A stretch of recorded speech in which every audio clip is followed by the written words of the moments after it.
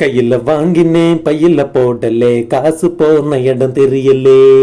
கையில் வாங்கினேன் பையில் போடலே காசு போன இடம் தெரியலே. என் காதலி பாப்பா காரணம் கேப்பா ஏது சொல்வதுன்னு புரியலே. ஏழைக்கு காலம் சரியில்லே. கையில் வாங்கினேன் பையில் போடலே காசு போன இடம் தெரியலே. மாசம் 30 நாள் உழைச்சு வறுமை புடிச்சு உருவம் இழைச்சு காசை வாங்கினா கடன்காரன் எல்லாம் கணக்கு நோட்டோட நிற்கிறான். வந்து எனக்கு உனக்குன்னு பிக்கிறான். காசை வாங்கினா கடன்காரன் எல்லாம் கணக்கு நோட்டோட நிற்கிறான். வந்து எனக்கு உனக்குன்னு பிக்கிறான்.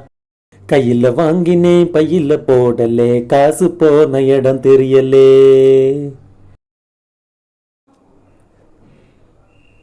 அரசு இந்த பணத்துக்காகன்றதை தவிர உனக்குன்னு தனிப்பட்ட முறையில் ஒரு அடி ஒரு வெட்டு ஒரு கொலை பண்ணியிருப்ப? அரசு நீ யாரையாவது காதலிச்சிருக்கிறியா? கத்தி தூக்குறத விட கஷ்டம் அரசு. ஒருவேளை உனக்கு அப்படி ஒரு காதலி கிடைச்சிருந்தா நீ இப்படி எல்லாம் பண்ணியிருக்க மாட்டியோன்னு எனக்கு தெரியல. என் தேவதை என்கிட்ட இருந்து பிரித்தாலும் என் பசங்களை என்கிட்ட கொண்டு வந்து சேர்த்தல்ல. தேங்க்ஸ் அரசு.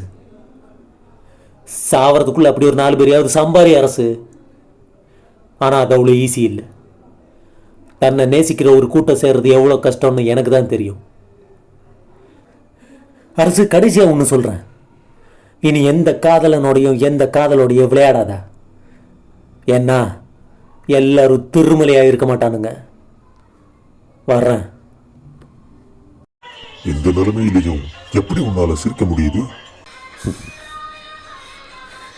சூதாட்டத்தில் சில தடவை ஜெயிப்போம், சில தடவை கற்றுக்குவோம். இன்றைக்கி சூதாட்டத்தின் மூலமாக வந்த பணம் வந்த வழியாகவே போயிடுச்சு.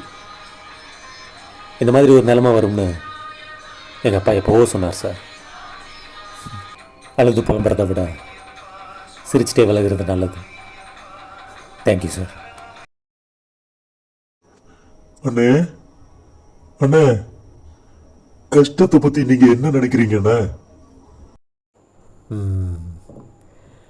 கஷ்டங்கிறது ஒரு சின்ன கல் மாதிரி. அதை நம்ம கண்ணுக்கு கிட்ட பிடிச்சி பார்த்தோம்னா அது இந்த உலகத்தையே நமக்கு தெரிய விடாமல் மறைச்சிரும். அதையே கொஞ்சம் தள்ளி பிடிச்சி பார்த்தோம்னா அது என்னங்கிறது நமக்கு நல்லா தெரியும்.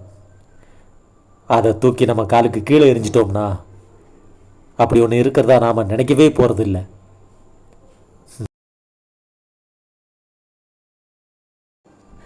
ரெண்டாவது இடத்துல இருக்கிறதுனால 2ன்னு பேர் எடுத்த உங்களுக்கே இவ்வளோ சுருன்னு ஏறுதுன்னா மெரிட்டில் பாஸ் பண்ணி இன்டர்வியூவில் செலக்ட் ஆகி நம்பர் 1 கண்ட்ரியில் நம்பர் 1 கம்பெனியில் நம்பர் 1 சீட்டில் இருக்கிற எனக்கு எவ்வளவு ஏறும்?